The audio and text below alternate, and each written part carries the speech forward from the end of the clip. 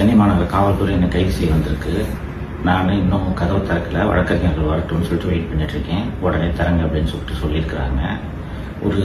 ஒரு மாதம் முன்னாடி அக்டோபர் எண்டில் ஒரு சம்மன் ஒன்று வந்துச்சு ஆலம்பாக்கம் ஸ்டேஷன்லேருந்து, நீங்கள் இந்த வழக்குக்கு வாங்க அப்படின்னு சொல்லிட்டு. அது என்ன வழக்கு அப்படின்ட்டு எடுத்து பார்த்தா, ரெட் அண்ட் ஃபாலோ அப்படின்ட்டு ஒரு படத்தோட தயாரிப்பாளர் புருஷோத்தமன் என்பவர் 27/6/2025 அன்று என்னை 30/6/2025 அன்று என்னை அலுவலகத்துக்கு வந்து பார்த்து, எனக்கு வந்து நீங்கள் என்னை பற்றி தப்பாக பேசிட்டீங்க அந்த வீடியோவை நீக்குங்க அப்படின்ட்டு சொன்னதாகவும், நான் மாலதி அலுவலகத்தில் இருந்தவங்க எல்லாரும் சேர்ந்து அவனை அடித்து, இன்னும் 10 லட்ச ரூபா கொடுத்தா தான் வீடியோவை நீக்குவேன் அப்படின்னு சொன்னதாகவும், அவன் கையில் வச்சிருந்த ஒரு 2 லட்ச ரூபாயை பிடுங்கிக்கிட்டதாகவும் ஒரு எஃப்ஐஆர் அப்படின்ட்டு அலிகேஷன் அப்படின்றது தெரிய வந்துச்சு.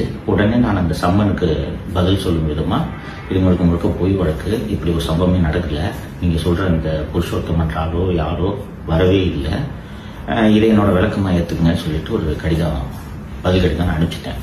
நவம்பர் 1 அன்னைக்கு நான் அந்த ரிப்ளை அனுப்பிச்சிருக்கேன். அதுக்கப்புறம் இது வரைக்கும் எந்த விதமான ஆக்ஷனும் போலீஸ் சைட்லேருந்து இல்லை.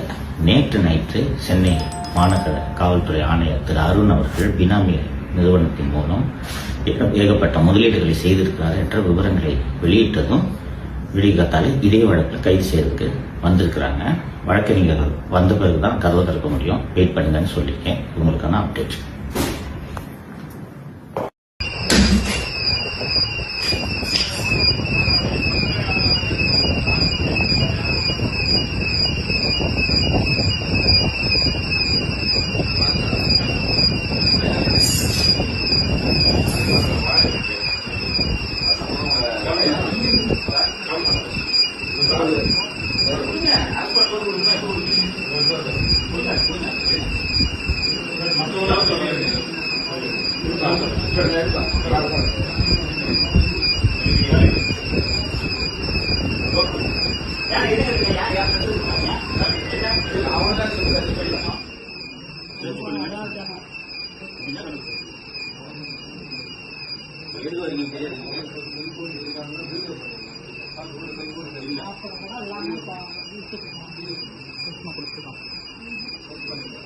எல்லா டியூட்டியும் இதே போல சின்சியராக வேலை பண்ணிருக்கேன்.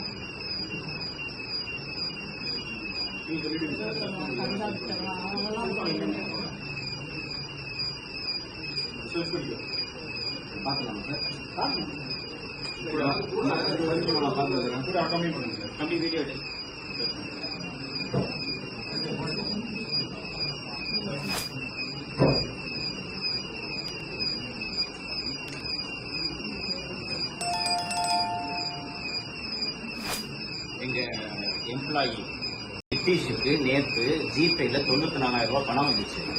யார் வந்துச்சு என்னன்றதை விசாரிச்சுட்டு இருக்கிறதுக்குள்ள நான் மிரட்டி 94,000 எம்ப்ளாயி மூலமா வாங்கினேன்ட்டு ஒருத்தர் கம்ப்ளைண்ட் வாங்கி பண்ணியிருக்காங்க.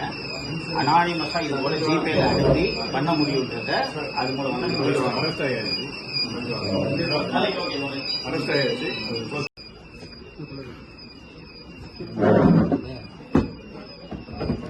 சுஜாம் பேக் பண்ணிட்டு லூஸ் பண்ணி